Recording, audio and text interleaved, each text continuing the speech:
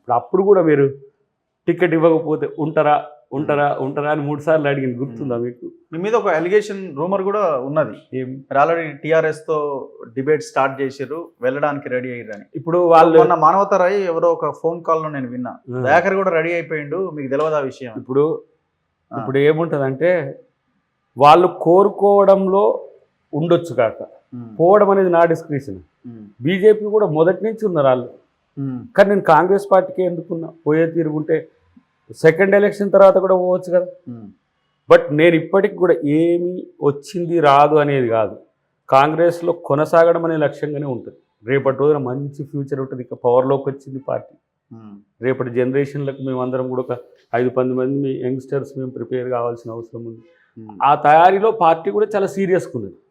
మీకు అంతకంటే ముందు రోజు చూడండి, మీకు టికెట్స్ అనౌన్స్ కంటే ముందు రోజు ఒక బ్లూ అదేంది ఏంది అది గులాబీ కండువా కప్పి కాంగ్రెస్ పార్టీ నుంచి విడిపోయిన అదే పక్కకు పోయి బీఆర్ఎస్లో జాయిన్ అద్దంకి దయాకర్ ఎక్కడో గోల బాలరాజు కొరకు పని చేస్తా అని చెప్పి ట్రోల్ చేసింటారు. అదంతా కూడా ఒక టైప్ ఆఫ్ మైండ్ గేమ్లు ఉంటుంది. బట్ ఎవరు సంప్రదించినా ఏది సంప్రదించినా నాదొక నిలకడైన ఆలోచన ఉంది. అది ముఖ్యంగా రేవంత్ రెడ్డి గారు వచ్చిన తర్వాత పార్టీ అనేది అధికారంలోకి వస్తుందనే నమ్మకం ఒకటి. గత 6 నెలల నుంచి పడుతున్న శ్రమ చూస్తే డెఫినెట్గా పవర్లోకి వస్తున్నాయి. ఇప్పుడు మీలాంటి వాళ్ళు, లేకపోతే మన హరగోపాల్ లాంటి పెద్ద నాయకులు, లేకపోతే కోదండరామ్ గారు, వీళ్ళందరినీ తర్వాత చాలామంది, అసలు మనకు అంటే మనం పేర్లు చెప్పలేని చాలామంది ఈ ప్రభుత్వం మారాలని కోరుకోవడం, దాంట్లో దయాకర్ని ఇంకా సీరియస్గా చేయాలి అనే ఆలోచన ఉండడం, ఇంకా నన్ను నేను ఏమంటారు సముదాయించుకోవడానికి ఎక్కువ ఉపయోగపడేది. టికెట్ రాదు లేకపోతే టికెట్ ఇవ్వరు అనే అంశం కూడా ఒక 3-4 నెలల నుంచి చర్చ జరుగుతుంది.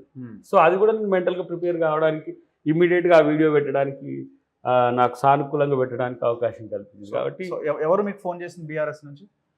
కాదు, బీఆర్ఎస్ నుంచి చాలా మంది ఫోన్లు కాదు, కలిసిండ్రు కూడా.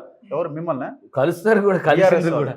బీజేపీ వాళ్ళు కలిసి బీఆర్ఎస్ నుంచి మేజర్ గా అయితే హరీష్ అండ్ కేటీఆర్ మొత్తం ఫాలో అప్ చేసింది. వాళ్ళు కాదు, ఎవరు ఇప్పుడు ఎవరైతే ద్వితీయ శ్రేణి వాళ్ళు ఉంటారో కలుస్తారు, అడుగుతారు కూడా. ఇప్పుడు ఎప్పటి నుంచో ఉంటుంది అది. అంటే మొన్న మీకు టికెట్ రాకుండా అయ్యేసరికి ఇమ్మీడియట్ గా టచ్ లోకి వస్తారు. చాలా మందికి టచ్లో, చాలా మంది ఫోన్లు చేసింది, మేము మాట్లాడతాం, మేము చేస్తాం. బట్ నేను ఎందుకు ఆ నిర్ణయం ఆ సందర్భంలో తీసుకున్నా, ఇమ్మీడియట్గా నైటే నేను ఎందుకు ఆ వీడియో పెట్టినా, ఆ ఫోన్లు తట్టుకోలేని స్థితిలో ఉంటే ఇమ్మీడియట్గా పెట్టేస్తే కదా చాప్టర్ క్లోజ్ అవుతుంది.